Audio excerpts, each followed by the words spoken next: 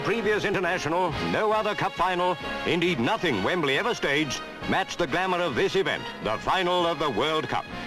The cream of the world's players battle for the honour of playing on this arena on this afternoon. Waiting in the tunnel were England on the right and West Germany. When the moment came for the players to march out, 97,000 fans gave them the biggest roar of the competition.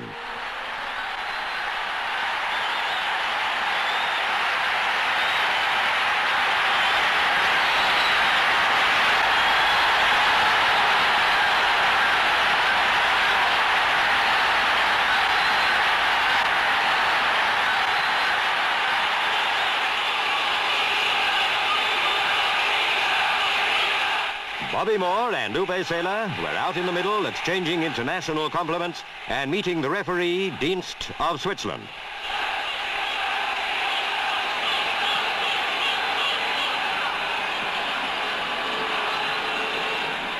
You might call this the moment of truth for Alf Ramsey. His 3 years of team building, as the Germans kicked off, coming up for its crucial test. England looked unfamiliar in their red shirts. A long shot gave Banks no trouble.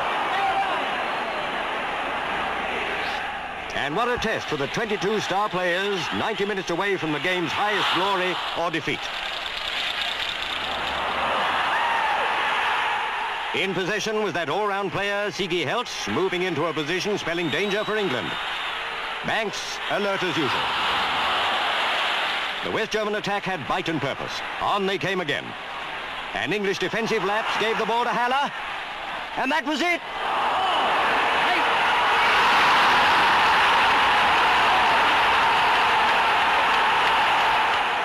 One down after 12 minutes spurred the English attack. No time for lethargy or half measures. They swept into German territory.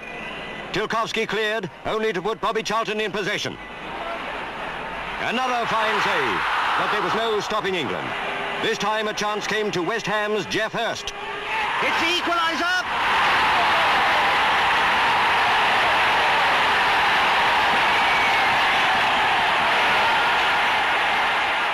Splendidly matched, these teams. German top scorer Emmerich had a chance. Fortunately, Gordon Banks anticipated his shot.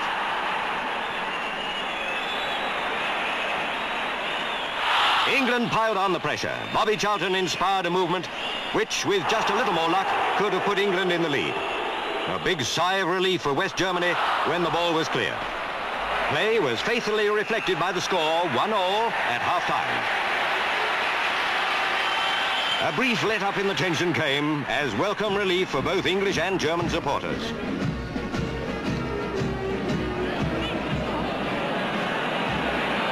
But as England kicked off, playing right to left and quickly built up an attack, excitement made the Wembley atmosphere electric.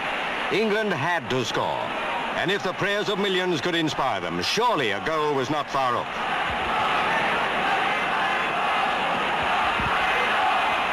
The West German defence was like a stone wall. Again, England launched an offensive. And again, the German blockade could not be penetrated. Play swung to the other end. West Germany threatened the English goal, but Banks, playing brilliantly, was in position to deal with it.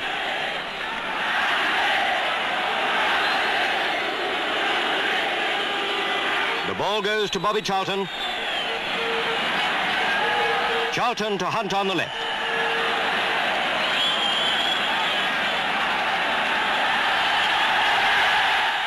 Despite strong German threats, the English defence could not be rattled.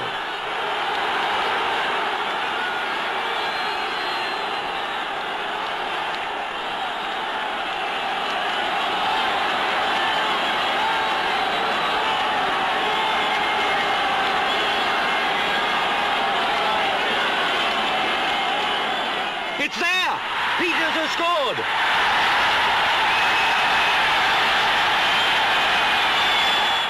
For the Wembley thousands and the millions at home, one thought, victory. England, spurred by their 2-1 lead, played like a team inspired to clinch a win.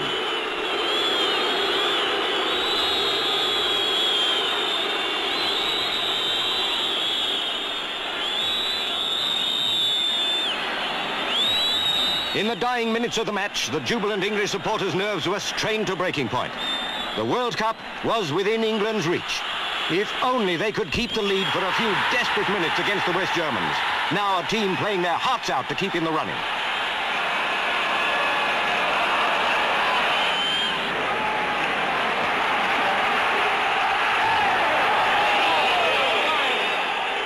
Germany would not let up. Then, seconds before the final whistle, agony for England. Weber scored. It had to be extra time. The first period of extra time proved to the full the value of Ramsey's training methods. England began with a vigour and speed astounding after the gruelling 90 minutes they'd already played. Charlton and his fellow sharpshooters came back time after time in the Ramsey spirit, believing that with sustained attack the goals must come. Then Jeff Hurst, cool and collected, had the ball in the net. No, it bounced out. Goal claimed England. No goal, protested the Germans. The referee consulted the linesman, who'd been in line with the posts, and goal it was.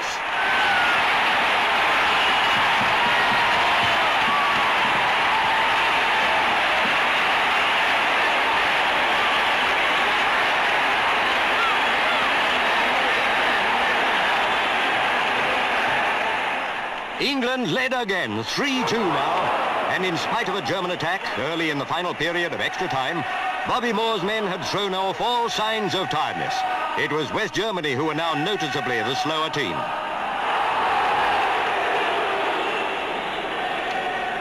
When there was only a minute to go, England still had no thought of being content with that 1-goal lead. Racing to beat the whistle, Jeff Hurst saw an opening in the defence and achieved the hat-trick.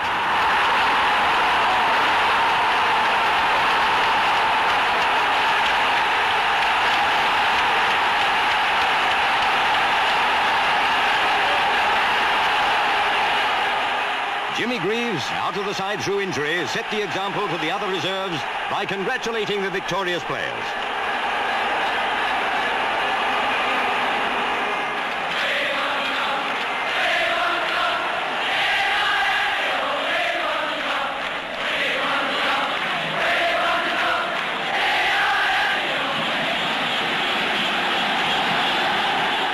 Bobby Moore led England up to the Royal Box to receive the Jules Rimet Cup and the winners' medals. To be here as winners of the FA Cup has often been described as the summit of a footballer's ambition. How much greater was the triumph they enjoyed now.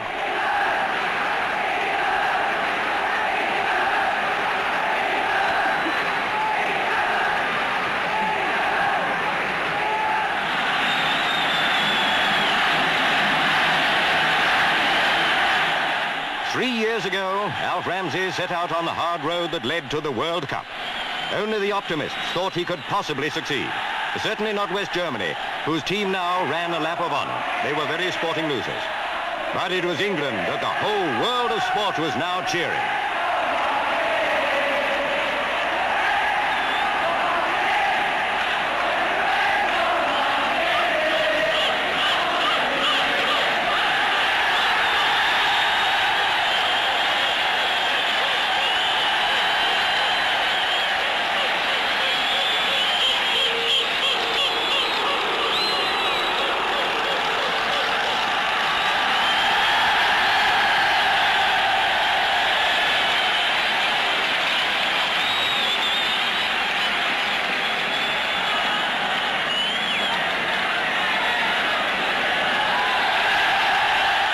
Into his gallant team, England manager Alf Ramsey instilled sportsmanship first and foremost. How well they applied his teaching.